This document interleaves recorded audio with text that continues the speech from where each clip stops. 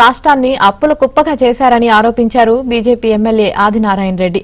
YCP ప్రభుత్వ పాలనపై CM Chandrababu 7 శ్వేతపత్రాలు విడుదల చేశారని, రాష్ట్రాన్ని జగన్ అన్ని విధాలుగా నాశనం చేశారని మండిపడ్డారు. జగన్ 2 లక్షల కోట్లు దోపిడీ చేశారని విమర్శించారు.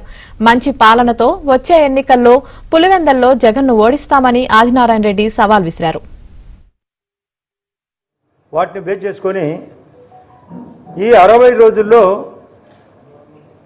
నిన్న 1వ తేదీ నాడు, అంతకుముందు నెల 1వ తేదీ నాడు అటు ఉద్యోగస్తులకు, రిటైర్డ్ ఉద్యోగస్తులకు మరియు పెన్షన్దారులకు టెన్షన్గా పెన్షన్లు కానీ, సామాజిక పెన్షన్లు కానీ, జీతాలు కానీ ఇచ్చిన విషయం వాళ్ళ జీవితంలో 60 నెలల్లో జగన్మోహన్ రెడ్డి గారు బటన్ నొక్కినా అని చెప్పడం తప్ప చేసిన మంచి పని లేదు. ఆయన ప్రతి దాంట్లో వేలు పెట్టాడు.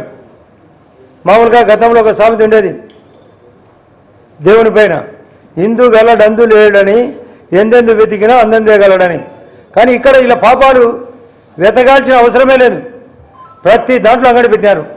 సూపర్ మార్కెట్, జగన్మోహన్ రెడ్డి గారు పెద్ద మార్కెట్, వాళ్ళ ఎంపీలు ఎమ్మెల్యేలు చిన్న మార్కెట్లు, ఇంకా చిన్న నాయకులు చిల్లర మార్కెట్లు. తక్కువలో తక్కువ 2 లక్షల కోట్లకు పైగా తిన్నాడు జగన్మోహన్ రెడ్డి. మిగతా అందరూ కలిసి 2-3 లక్షల కోట్లు తిన్నారు.